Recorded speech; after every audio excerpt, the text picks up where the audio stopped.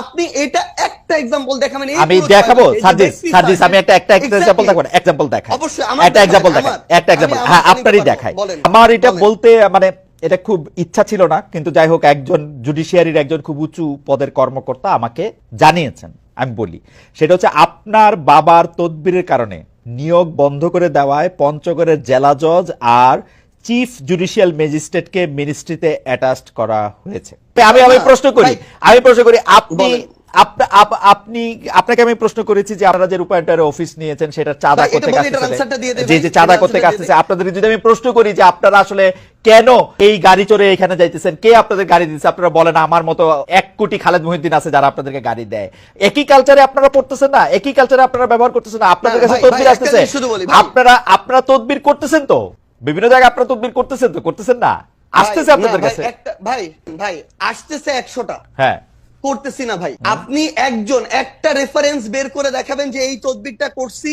এবং যদি কোনো একটা ক্ষেত্রে ভাই বলি, ধরেন কোন একটা জেলার ডিসি ওই জায়গায় গিয়ে এখনো রাজনৈতিক দলের তোষামোদি করতেছে, জনগণের চিন্তা না করে নির্দিষ্ট কিছু মানুষের এজেন্ডা বাস্তবায়ন করতেছে, ওই এলাকার মানুষ, জনগণ, ছাত্র প্রতিনিধি সবাই একসাথে এসে যখন বলে তখন এই দাবিটা তুলছি। তো আপনি এটা যখন জনগণের ক্ষেত্রে হবে, দেশের স্বার্থ হবে, তখন আমরা আমাদের জায়গা থেকে দাবি তুলবো। আপনি এটা একটা एग्जांपल দেখাবেন। আমি দেখাবো সার্জিস আমি একটা एग्जांपल দেখাবো, एग्जांपल দেখাই, অবশ্যই একটা एग्जांपल দেখাই, একটা एग्जांपल হ্যাঁ আপনারই দেখাই। আমার এটা বলতে মানে এটা খুব ইচ্ছা ছিল না, হোক একজন জুডিশিয়ারির একজন খুব উঁচু পদের কর্মকর্তা আমাকে জানিয়েছেন, আমি বলি সেটা হচ্ছে আপনার বাবার তদবিরের কারণে নিয়োগ বন্ধ করে দেওয়ায় পঞ্চগড়ের জেলা জজ চিফ জুডিশিয়াল ম্যাজিস্ট্রেটকে মিনিস্ট্রিতে অ্যাটাচড করা হয়েছে।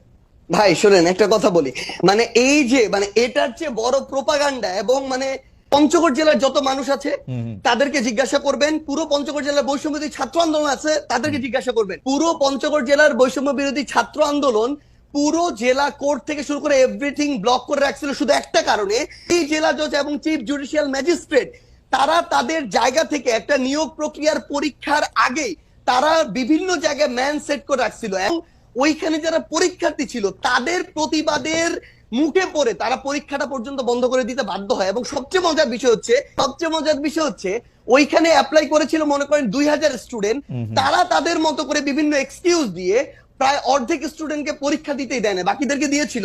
এবং এরপর এটা পর্যন্ত রেফারেন্স ওই স্টুডেন্টদের পরীক্ষার্থীদের কাছে চলে গিয়েছিল, বিভিন্ন পলিটিক্যাল দল তাদের জায়গা থেকে লিস্ট পাঠিয়েছিল। এবং এই চিফ জুডিশিয়াল ম্যাজিস্ট্রেট এবং জেলা জজ যিনি রয়েছেন তারা বিগত সময়ে আওয়ামী লীগের সময়ে তারা ওই সময় যে আইন এবং বিচার মন্ত্রণালয়ের যিনি মন্ত্রী ছিলেন তার লিস্ট দেখে দেখে পঞ্চগড়ে নিয়োগ দিয়েছে।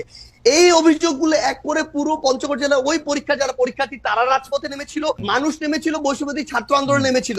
কোন সিঙ্গেল একজন পার্সন যদি এটা বলতে পারে, ভাই আমিও বলতে পারি খালেদ মহিউদ্দিন ভাই বিগত সময়ে এরকম অনেক কঠিন কঠিন টকশো করেছেন, কিন্তু তারপরও আওয়ামী লীগের বিরুদ্ধে কঠোর হন নাই। সাপোজ এটা এরকম আসতেছে এই জন্য ভাই 100 কোটি টাকা পেয়েছিলেন, আমি বললাম, কিন্তু এটা কোনদিন সত্য হইতে পারে না।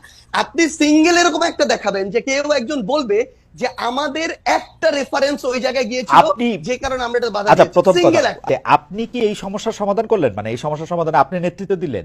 ধরেন এই পঞ্চগড়ের জেলা, আমি কেন নেতৃত্ব দিব? না ভাই, সবচেয়ে বড় শুনেন, আপনার কাছে অভিযোগ আসছে তারপর আপনি এটা সমাধান করলেন, ব্যাপারটা কি এরকম? না না, আমার কাছে অভিযোগ কেন আসবে? আমার কাছে কোনো অভিযোগই আসে নাই।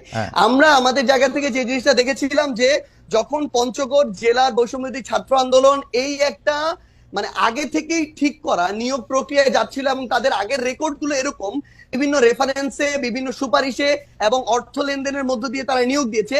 পুরো বৈষম্য বিরোধী ছাত্র আন্দোলন শুধু না, পুরো পঞ্চগড় জেলা জজ কোর্ট জানে, যত অ্যাডভোকেট আছে সবাই জানে।